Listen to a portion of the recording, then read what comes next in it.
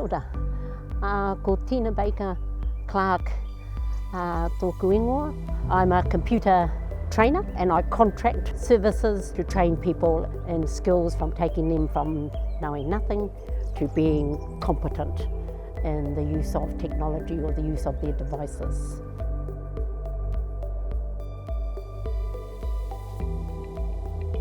Regardless of your level of knowledge or regardless of your age group, for Māori it's about their natural adaptation to technology, and in particular the digital technology. They're wanting to do that. So I think if there's something that they want to engage with their digital devices.